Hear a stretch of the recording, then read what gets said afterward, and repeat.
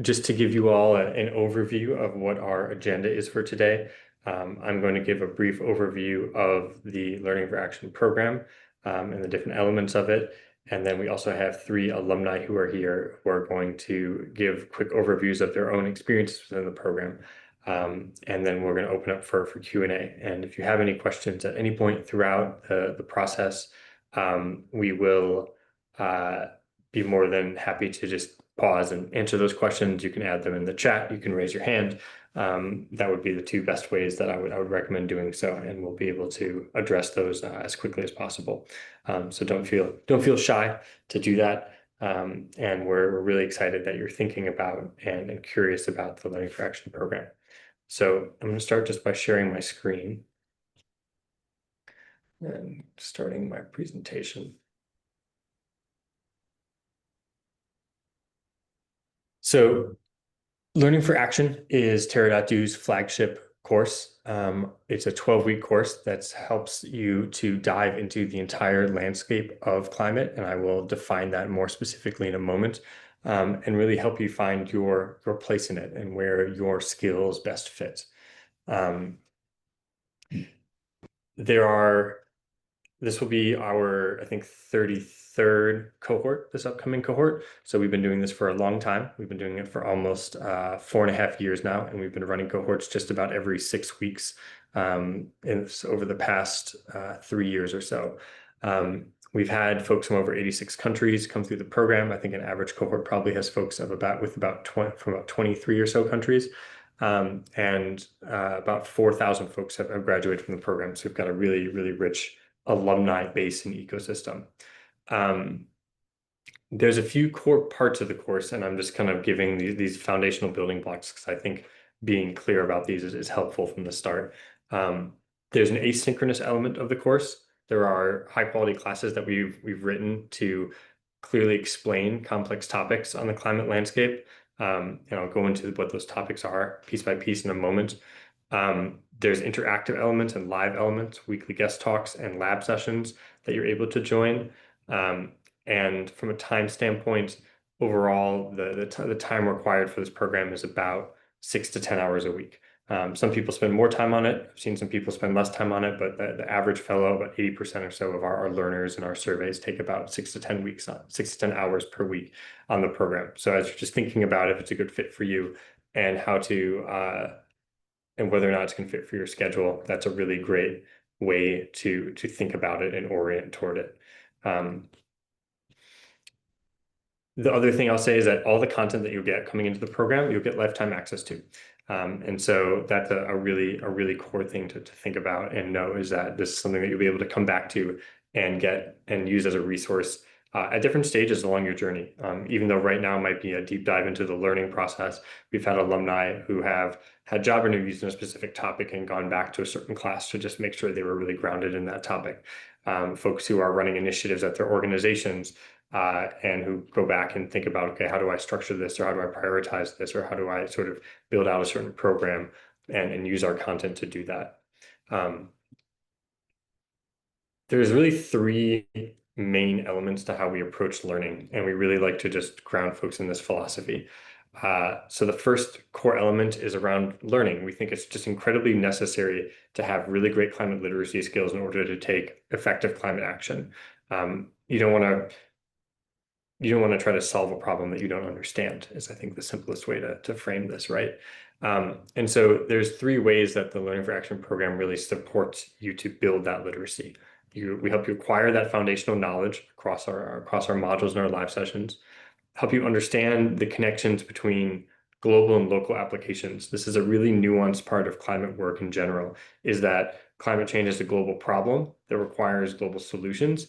And it also has a very, very highly localized element to it, both on how what solutions are right in different contexts, how to scale those solutions, and also how to adapt and respond to climate change in different places. And then it affects people in unequal ways. And it's really important to understand and think about how can our solutions to climate change address those unequal distributions as well. So we help you build a systems thinking lens to the program, and think about how do you address the social justice impacts of climate change. And those three elements together really build this climate literacy that we've seen as being incredibly effective and important to help folks really build a climate career. It's not even just the next job that folks are interested in, and we'll talk about that, but a long career in climate of delivering on effective and meaningful climate action in whatever that context is for yourself. And we'll talk about that a bit more. Now, also, it's really important to connect with folks. There's a number of reasons for this. One is that, solving for climate requires being very interdisciplinary. And so being able to have a network of people to both provide the perspectives and understandings around that is really valuable, and to help you with solutions. And again, this might be in the work that you're doing. It may also be around looking for a job or something like that. And so you're plugging into a really rich network. And within the learning experience that happens, and then more broadly within the overall program ecosystem with our alumni, that's also a big part of it. And we've got some alumni who are here who are going to talk again about some of their experiences and where they've gone from here, and how they stay connected to the community. We want you to really practice talking about climate change. It's a sort of skill that we talk about, and what we notice in a lot of climate work is that wherever you do work on climate sustainability, a core part of that skill is having good communication skills and being an effective advocate, because we are changing systems ultimately, and that means we're changing minds in a lot of ways too. And so helping you build that capacity to engage in critical, courageous, and complex conversations around climate, and you'll get practice within the program in that. And we want you to be collaborative. It's, again, like I said, it's working together. And so the program will also support you to work together on specifically on research briefs, and also in some of these dialogues within some of the exercises. And ultimately, climate's all about action. Our company is called Terra.do, not Terra.edu. And the reason for that is that and the program is called Learning for Action, because ultimately what we need to see is action on the ground. And now more than ever, when, especially I think in a lot of places, there's sort of the top-down climate action momentum has really stalled. We need lots of folks doing lots of work in a very distributed way. And so for us, it's really about getting you toward that first step of climate action for yourself, or second or third, whatever the next one is for you. The core focus of the program in that way is to help you to identify what are your personal skills and expertise and passions, and how do all those things translate to levers of climate action? How do you take your current skill set, all the work that you've done in the past, put a climate lens on it, and find the right place to deploy those skills in order to work on climate solutions? And we're going to help you do that, and along an arc of crafting a personal vision and direction and a climate action plan throughout the arc of the course, and how you can then help you think about how you leverage your networks, accelerate your agency, and build broader spheres of influence in order to do that. And we've seen just really awesome outcomes of this from folks who have gotten jobs that are exactly what they sort of identified as in their first assignment as what their vision was, and built out to that. Folks who built huge climate communities that they've started to activate. And again, you'll hear some stories about what that do is. And we know that do is very different for every single person.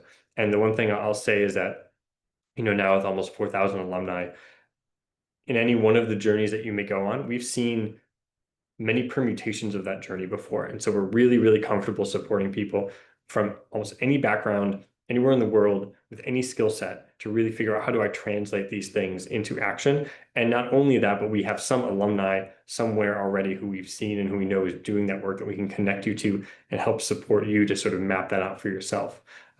This program has a huge number of very experienced instructors who've seen many, many folks come through the program as well.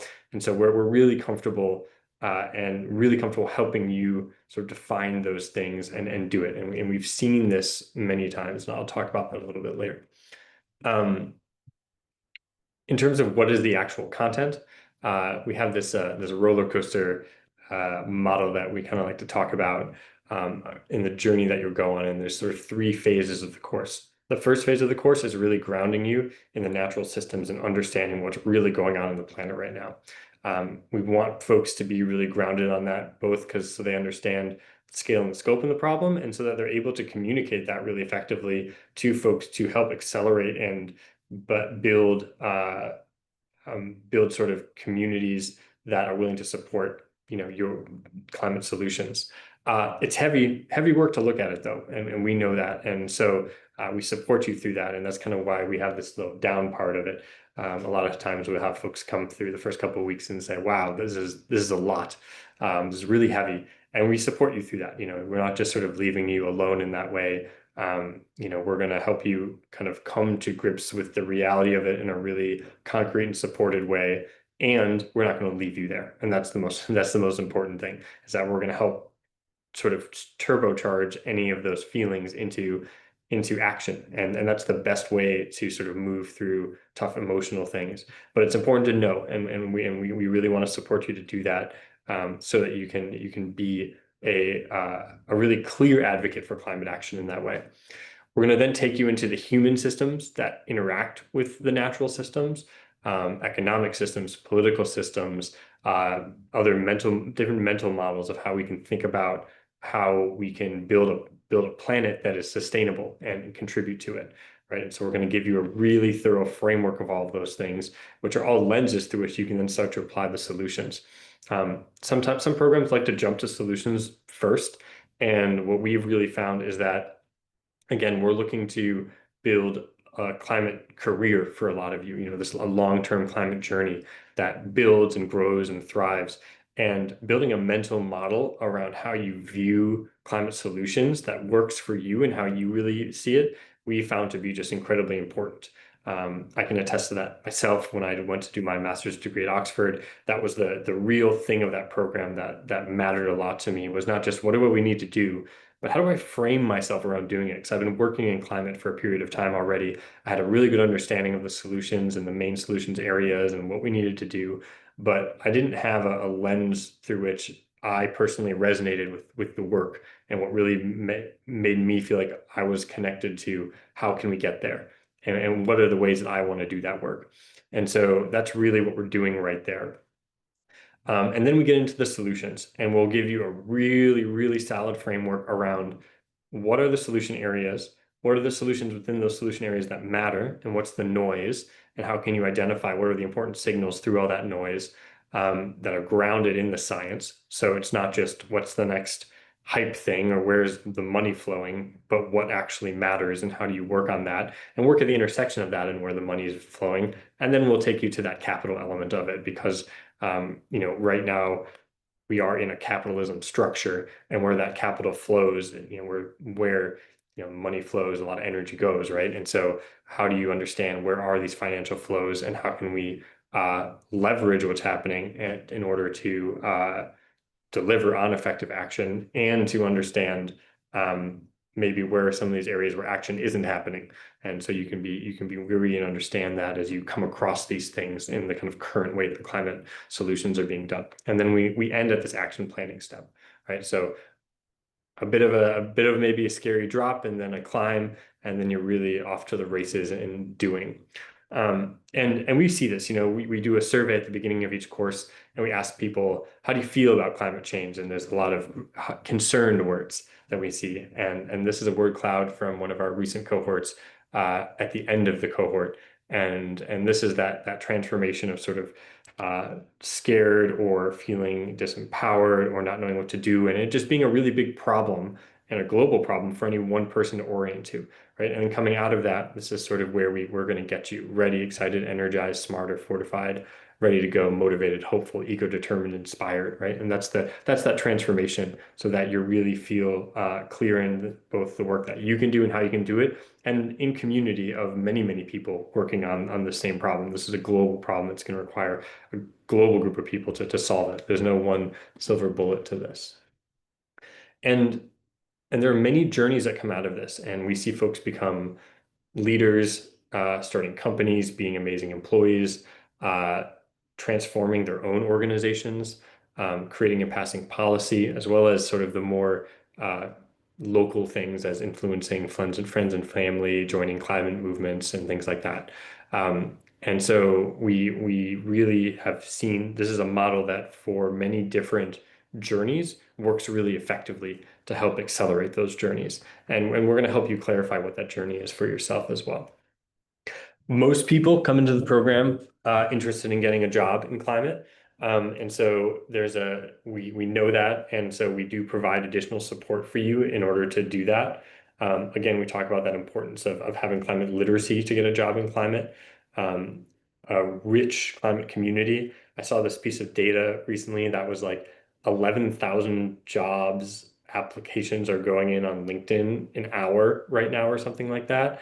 And the whole sort of job application world right now, not only is it maybe a more challenging employment job environment for climate in some ways right now, but just beyond that, it's a challenging job environment just because of this technological moment we're in where people are generating GPT resumes and there's, these ATS applicant tracking systems and just even getting into a person has gotten probably more complicated than it's ever been before.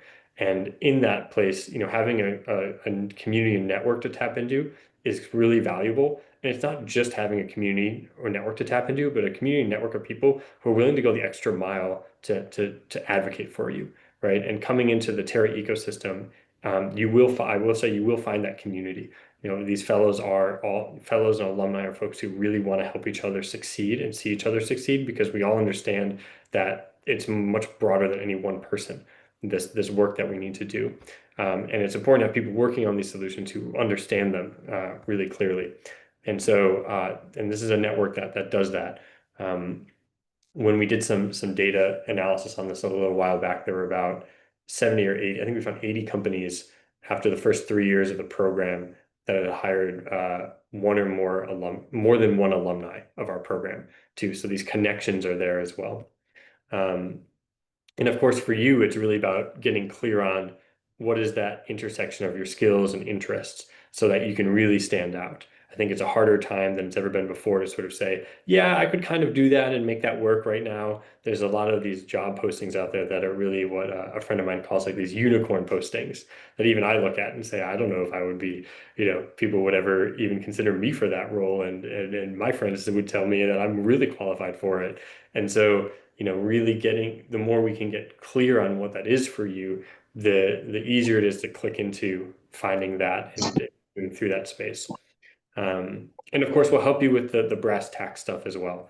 There's uh, just knowing how to write a resume, cover letter. We're going to bring in careers coaches, and they're all going to come in and kind of help you with that part of it too. Um, we run a series of events on it around resume workshops, LinkedIn master classes, and job searches, office hours. And we also do some specific drop-ins around corporate sustainability and also just how to navigate the kind of climate tech space and what types of jobs, different stages of companies to think about. And then we also have some asynchronous classes as well. So there's just some of the things that we do to support. And folks sometimes are interested in the data. And so when we did this data analysis, this is a little out of date now. It's between 2020 and 2023 when we did this analysis. But we looked at the first 2,200 graduates of the program. And we found that of all of them, half of them were working in climate full-time after the program, which that doesn't include people who weren't job seekers, right? So not everyone who comes into the program is a job seeker, and people change their arcs along the way. We found that more than that, about six of the people who wanted to transition into jobs, after about a year and a half, we saw that transition rate at about being 65%. And we look at that longer timeline, mainly because what we saw was that, and what we know from a lot of the alumni we've talked to is that not everyone's looking to make a transition right away. Some people do it right away. Some people build some steps along the way for their careers. And we'll go into that a little bit more within the program. We have a specific section on just how to think about climate careers and what are the different pathways we've seen and how they prove to be effective. A large number of those transitions were into leadership roles. So again, it's a program that if you are currently a leader or you're thinking about becoming a leader, we've seen a lot of people effectively leverage the program to go into leadership roles. And then this was that data point I said about hiring more than one. I'm going to skip that because I want to get to our alumni. The last thing I'll just say is, what does the actual week in the life look like? People ask this quite a lot. The most important things are your asynchronous classes, which are released on Sundays of each week, your live lab group, which is going to be on Tuesdays, and that happens at variable times. We'll basically any hour and a half session at a time that's going to work best for you on Tuesdays, there'll be one available. And when you enroll in the program, we'll send you a survey for your lab preferences, and then we'll fit you into the lab that works best for you. And then we run guest sessions on Wednesdays, usually at 8 o'clock a.m. Pacific time or what is that, 7 p.m. Pacific time. Um, and those are recorded too. So if you can't make that time, you can do it. And then there's a couple other things that we put around that. That is sort of the choose your own adventure part of the program. And those include coffee chats and career sessions on Mondays, deep dives into specific topics on Thursdays. If you're really interested in energy, go to the energy deep dive during the energy week. If you're interested in politics, do the politics deep dive or the politics week. And then cohort connections and more networking sessions on Fridays. And then throughout, you sort of also have some assignments and ways to engage with the community. There are 5 assignments throughout the program, 3 individual and 2 team assignments, and the second one being a project that you will have as an asset to also add to your resume. They're about connecting with each other, learning the language, and then working on some solutions and defining and research briefs around that. And the individual assignments are very much about this, how to fit your current skill set into the work that you want to do and defining that for yourself and building out that pathway.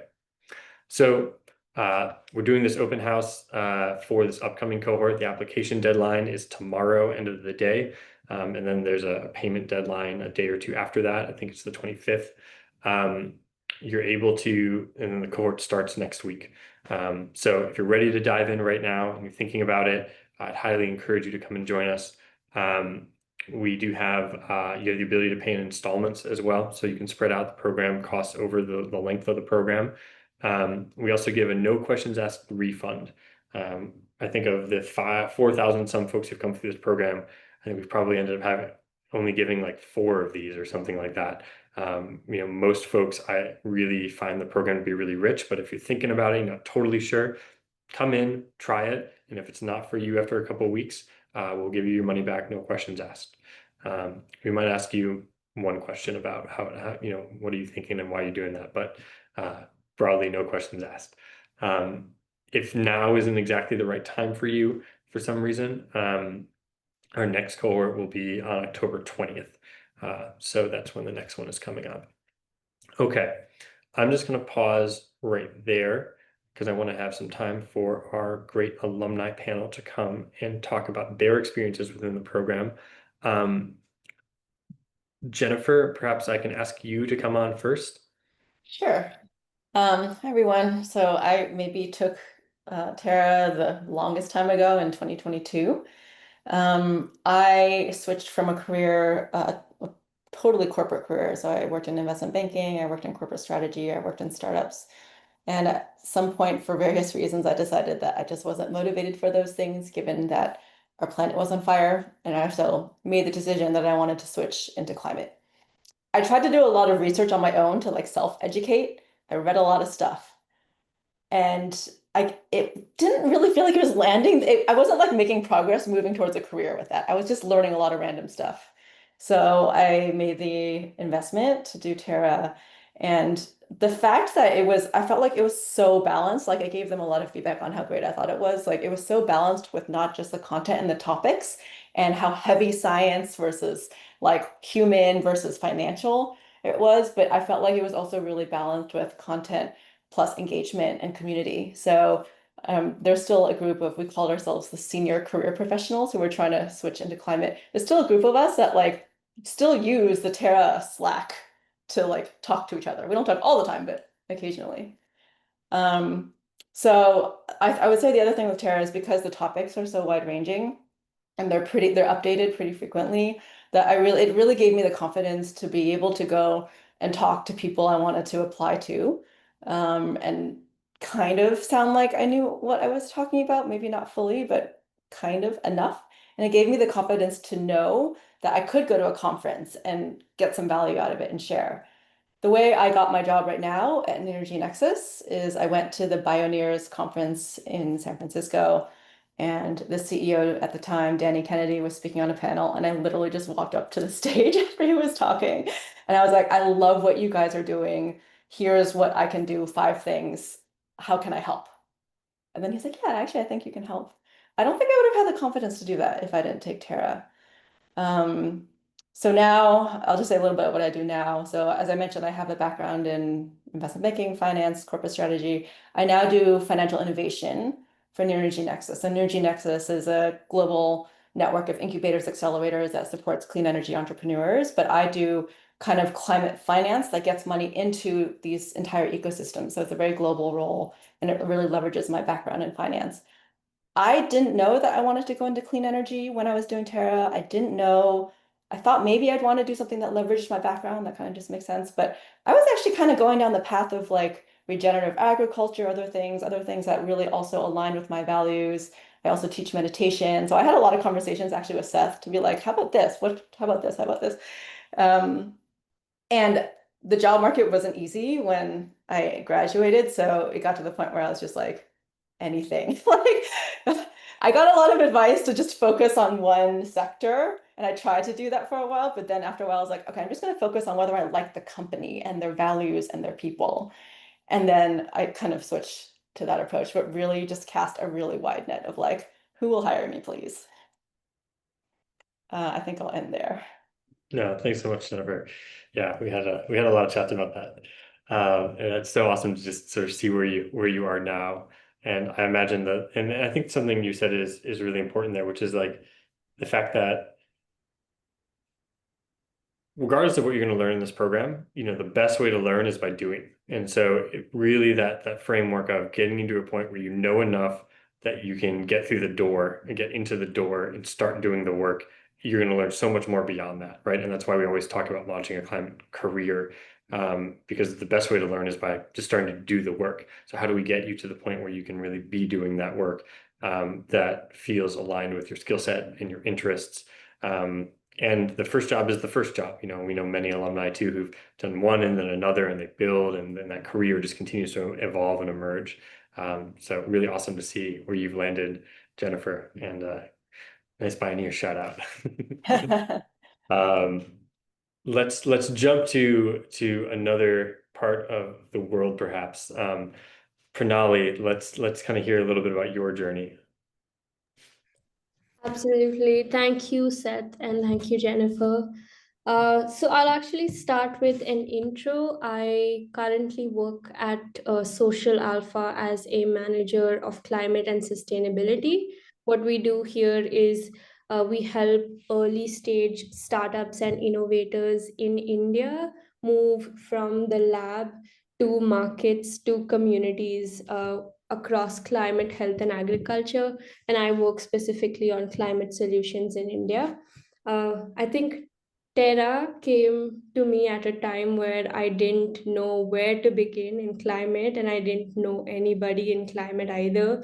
But I just knew that I would wake up every day and think about climate, and I just didn't know where to start. So it came to me at a really good time. I did Terra because the space was so overwhelming and I didn't know where I could start learning. Like Jennifer said, I was shooting in the dark, reading a lot, but it didn't feel like it amounted to anything. Terra gave me, I would say, 3 things. Definitely a systems lens to climate, and also a lot of information and knowledge about the space. There was so much context across different topics that I had never connected to climate previously.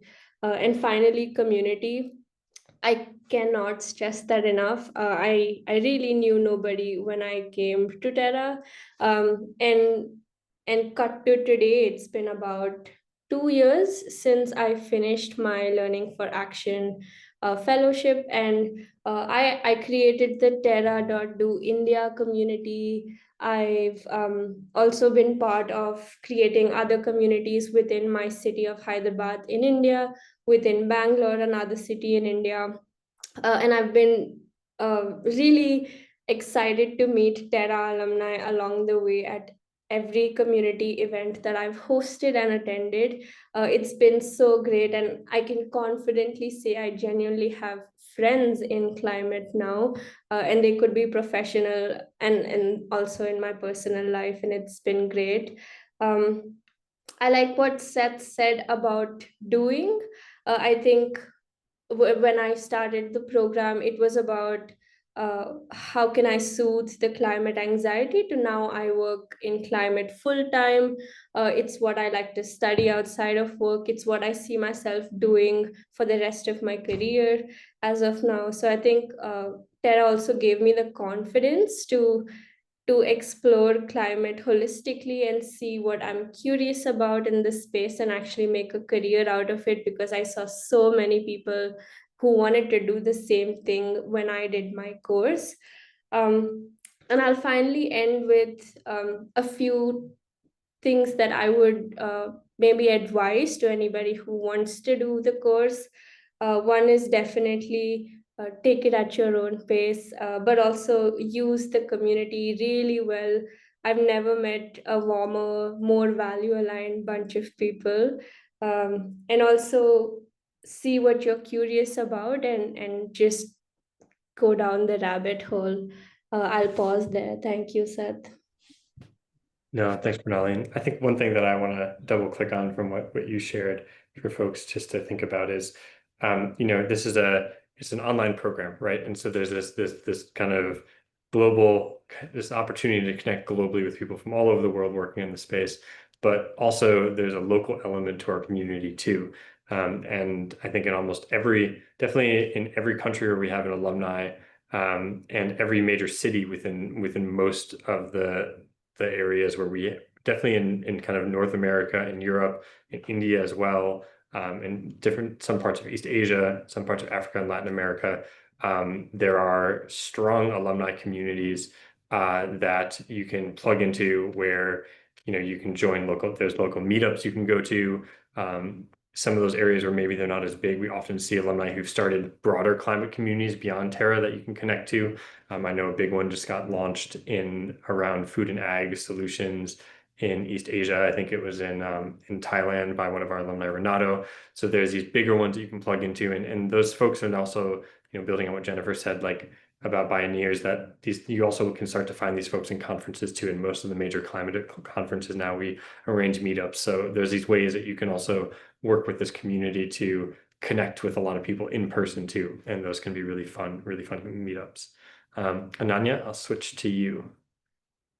Sure. First of all, thanks, Seth and Kirti, for hosting this and inviting us. Jennifer, Pranali, lovely to hear from your experience at Terra. Happy to share mine. So my name is Ananya, and I am based out of India. I did the Terra LFA program applied last September, and I was in the October through January cohort. And yeah, I think at the time I was just looking to equip myself with basically knowledge on the climate crisis. It is, I think, the crisis that defines this decade. And I wanted to see how my skill set, which was primarily in, GTM, commercial strategy, sales and partnerships, how could that be leveraged in the world of climate?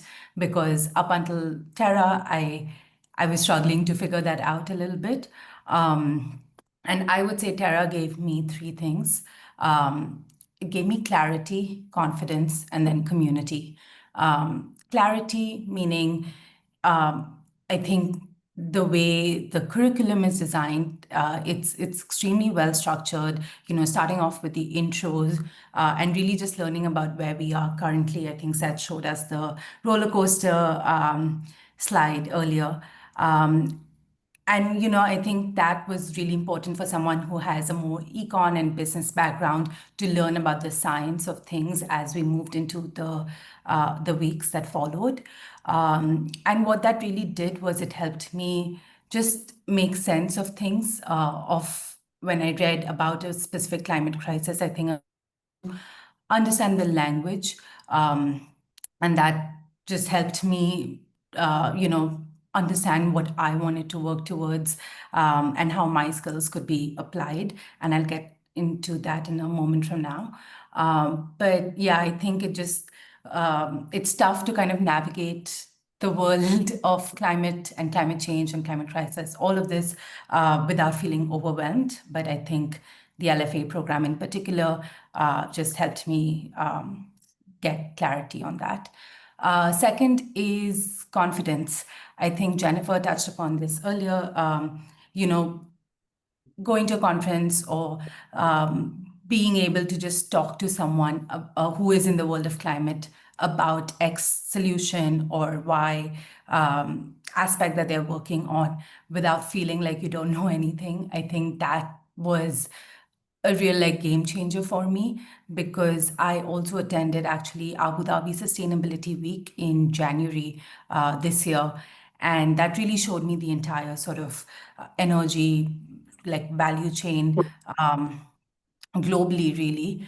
And as you can imagine, that in the Middle East, the construction sector is one of the biggest contributing to global emissions, but also a sector where sustainability, I think, is very sort of built into finding a solution for reducing emissions there. So I think everyone that I spoke to, or every panel that I attended, or every vendor, booth that I went to, they were all just working on how to find solutions on a very hard to abate sector like construction. And that's really where I got my current role. I work at One Click LCA, which is a global, I guess, SaaS platform that works with construction players and helps them reduce their emissions and their carbon footprint through LCA. So it's basically a software tool that helps players across the world to look at what their carbon footprint is and actually reduce that. But I would not have had the language or the clarity or the confidence to do any of these things, meaning to have conversations, if I didn't do the fellowship. So that's two. And then third is, I think, the community aspect. Pranali, you touched upon it. I think I over time just stopped second guessing whether I belong in climate, because that was something that I was struggling with a lot. I was like, I don't come from a scientific background. I don't know how this is going to really work.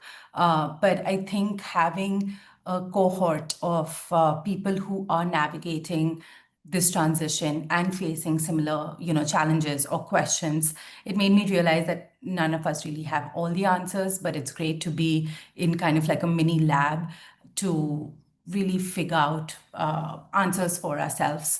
And I think that's where the group projects came in very handy, participating in, class discussions and doing these assignments. I think I really just took it as and then you're back in college, doing a course for a semester and just really giving it my all. So I think my one takeaway is if you show up and if you ask the right questions and participate, there's an entire community that opens up to you. And I noticed this more as I was trying to figure out my job hunt. I reached out to so many alumni and just introduced myself. Pranali was mentioning that it's very genuinely very kind people, very value based community that exists, and everyone's just looking to help.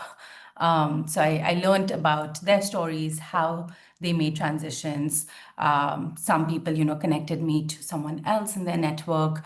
And yeah, I think I felt genuinely very supported by the community.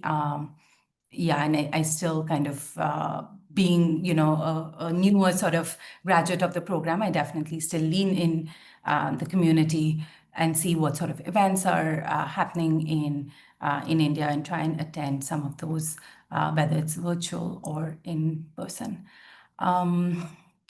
Yeah, and I think I just want to end by saying that just lean into the experience. If you are climate curious, if you are looking to just explore this world, know that there's an entire community that awaits. Basically, we are all sort of exploring, we're all navigating this change. And I would say the world of climate change is something that's is still in the nascent stage. Actually, mid decade. I don't know if I can use the word nascent anymore, but of course, we're all, I think, figuring it out. And I see this more and more as I speak to people at my workplace. Customers as well. People are navigating their sustainability journey, and everyone's just kind of looking for a solution in that, and realizing that solutions are also being built as we speak. Using AI, tech, digital tools, all of that as well, in solving the climate crisis. So yeah, I think for me, I would not have imagined that this is how 2025 would look like for me. Last summer, I couldn't have thought about it, but I think when you ask for help, I think it comes to you. And sometimes it comes with a really great community, really great curriculum.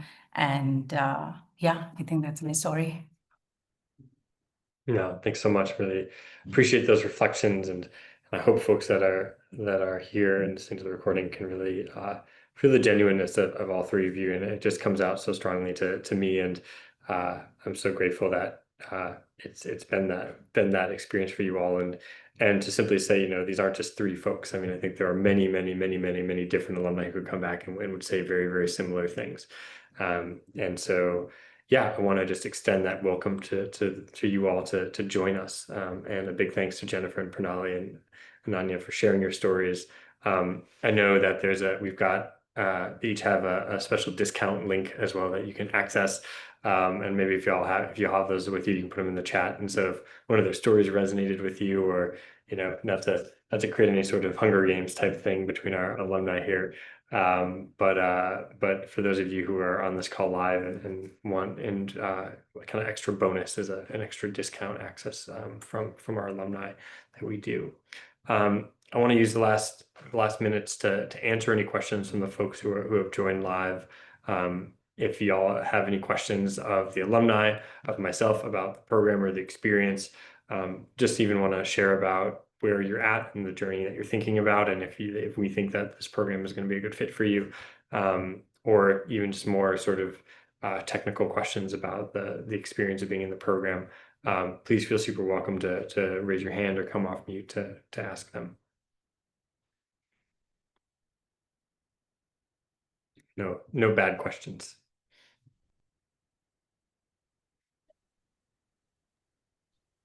There is one question in the chat. Oh, sure. I would imagine the alumni network would be a mix of technocrats, business folks, and policy type professionals. Broadly, what is the ratio? Yeah, no. So I would say that in our alumni group, I would say the largest groups are I would say business professionals, and sort of, I think we could put both I mean, maybe all three of our alumni into that group in some ways. I see nods. And I would say that's probably about 25 to 30% of the group. And I would say another 25 to 30% of the group, I would say, are in some ways tech professionals in some way, shape, or form. So folks who are either software engineers, product managers, or something like that. And then I would say there's another maybe 15 to 20% that work in the kind of, I would say, nonprofit space and or policy space more broadly. And then I think there's a long sort of tail of other areas that people come from, whether that's education. We have folks who are retired who take the program sometimes. We have folks who are very early in their careers where it's almost not even defined for them like what that role is just yet. So I would say that's the broad breakdown across that. But you did get the three kind of main groups, I think, pretty clear. Not sure if any of the alumni would want to add anything to that answer. Yeah, a lot of the people that I interacted with ended up going into the business space, also startups. Yeah. Sarabji, would you like to come off mute and ask your question? Yeah, hi. So I did broadly looked into the curriculum of the course as well, and the kind of opportunities or like entry level opportunity. I work in finance, I work in banking, but I do hold a life science degree, a graduate degree in life science, biotechnology. But when I think of getting into the field of climate, I see even entry-level opportunities that require quantitative analysis skills, like analyzing climate data. And so, does this fellowship uh, uh, does it pay attention to that, or there will be like does it equip us with that skill as well, where we are talking about quantitative research or um, data analytics in terms of climate data or carbon, for example, carbon footprint or anything that is more quantitative in nature.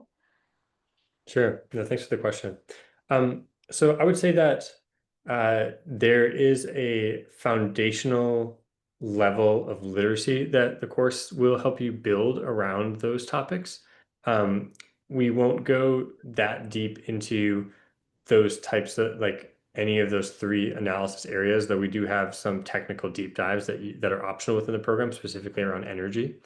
Um, and I would say, but I want to sort of address an earlier part of your question that was sort of I think the the foundation of the question, which was you've seen a lot of entry-level roles that require this type of analysis. And I think the first thing I would say is I think there's a large number of roles that don't require those skills. And a lot of what we've helped folks do is this is a common story that I think we hear is that folks kind of feel like they need a certain climate science background or quantitative analysis skills very oriented to existing climate skills, Yeah, or sorry, connected to existing either climate science or like you said, some of these skill areas. And one of the things I think you would definitely discover along the arc of the program and that is that there is a much, much, much wider aperture of opportunities. And one of the things that every time I've sat down with an alumni or a fellow is that I don't think I've never not been able to find a job that actually fits very well with their existing skill set that they have and that they're bringing.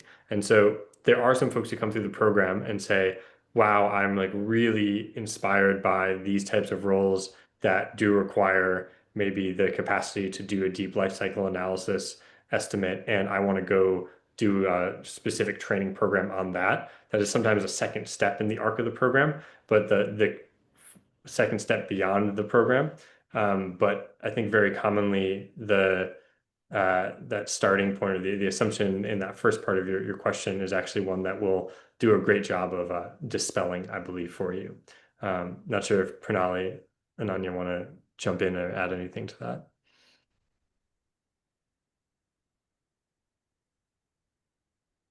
Okay. No, I can add one layer of context.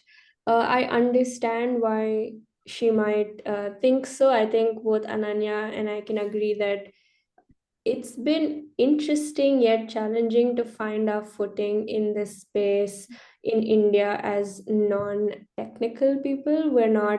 We don't come from science, we don't come from a quant heavy background. We're both, studying business, finance, or economics, and so we similar to your banking experience. So it's been an interesting journey to figure our role within the space. But I think there is a lot of opportunity that exists and that comes up as I read more about the space and engage with more people and explore more roles.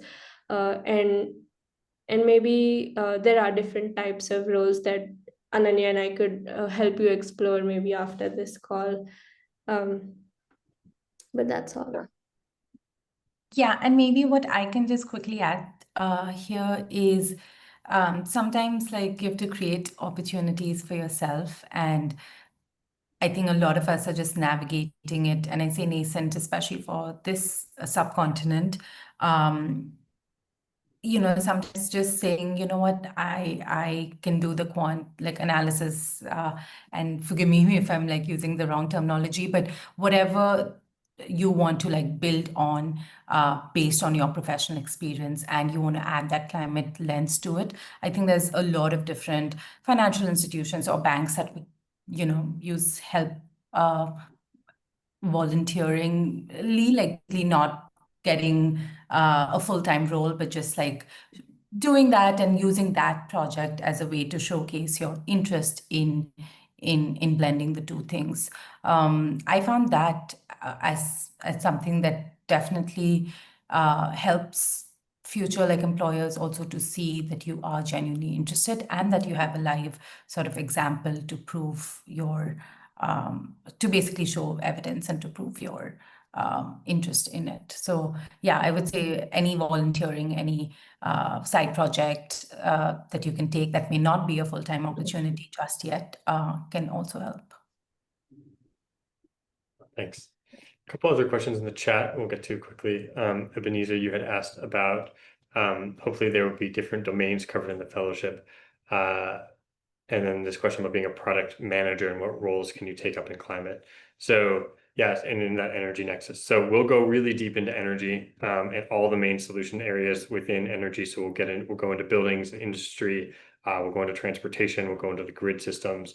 So we spend a good amount of time on energy, also on food and agriculture solutions and different ways to orient to those, both the sort of technological lenses of it, as well as the regenerative lenses of it. And then we'll also go into carbon removal specifically, and both the sort of technical world of carbon removal that's emerging and the nature-based solutions element.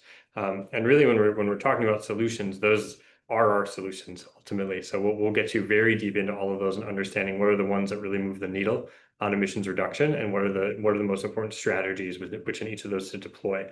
And then we'll add that added layer looking at the financial lens of that. How can finance accelerate these solutions? How can policy accelerate these solutions? And how do we deliver these solutions with an understanding of justice, and how do they differ in different parts of the world? And so, yeah, we'll definitely get into that.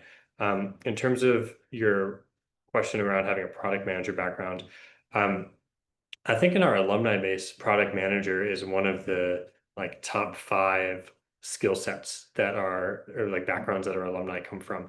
I mean, none of them are bigger than maybe like 8 to 10% of the group of the full alumni base, because it's a very long tail of backgrounds and things like that. But there's a very large number of product managers. Those folks transition into I think mostly within the climate tech space, more broadly, energy for sure, because those are, there are product elements now in almost every utility in what they're delivering as well.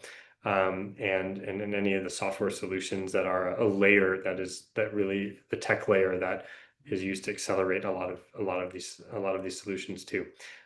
So the short answer is I think there's a lot of those opportunities. And if yeah, I would almost suggest like looking up, you can go to LinkedIn and see the Terra alumni badge, see folks who are product managers within that background. You can kind of see where they go and what they work on. And I'm happy to, I want to get to some of the other questions, but there's a few examples I could definitely give, and many that I can think of, and even in the energy space who I would recommend speaking to or connecting with. So I hope that answers the core parts of your question. And then Jaden, I saw, is there anything within the course that can be transferred as credits while enrolling in university? So there's nothing accredited as part of this program currently. And so the short answer to that is no. What kind of resources are available to those with disabilities? I think I would need a little bit more clarification on how you're defining and what specific disability you're speaking to. But what I will say is that we've had a number of people come through the program who have different unique needs for their learning experience. And we've overwhelmingly been able to help and meet those learning needs in order to help folks get over the finish line of the program. So happy to have a one-on-one conversation with you. If you go on our website, there's a talk to us button you can see. You can schedule like a 15-minute chat with someone on our team, and we'd be more than happy to sort of dive in and chat about what your specific need might be.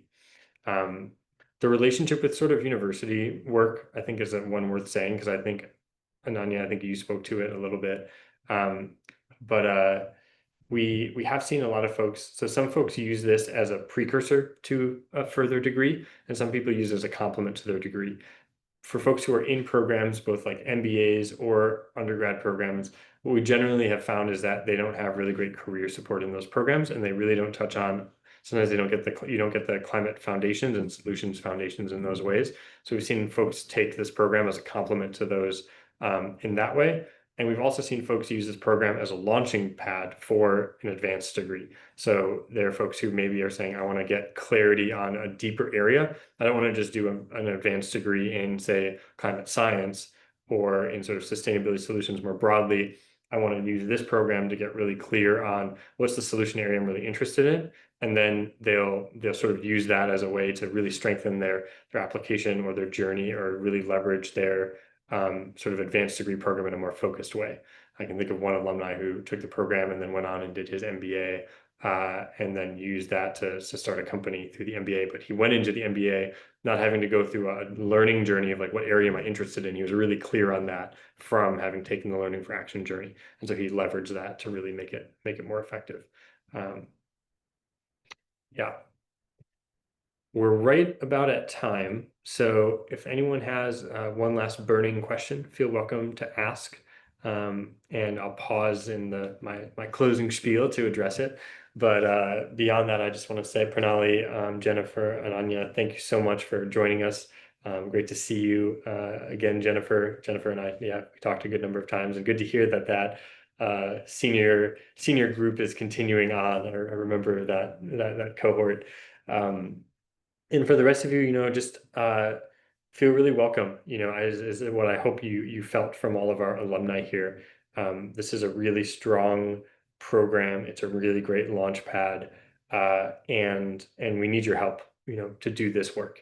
We need just so many, and you heard a lot about the giving nature of this community, and the underlying foundation of that giving nature is very much that we know that we need a lot more people working on these solutions. And we know that work is out there. There's jobs to be had. There's companies to be created. There's initiatives and policies that need to be launched and passed in basically every, nation, state, city, municipality, rural areas, et cetera. And it's a volume number as much as anything else. And then we just need more people working on all these solutions. And so I want to say thank you for raising your hand and showing interest in doing this work. And if you do feel inspired in any way, shape, or form by the stories and the journeys that you've heard from our alumni, and there are many, many more out there, you can go on our LinkedIn, and we have many, many stories of the journeys our alumni have gone on.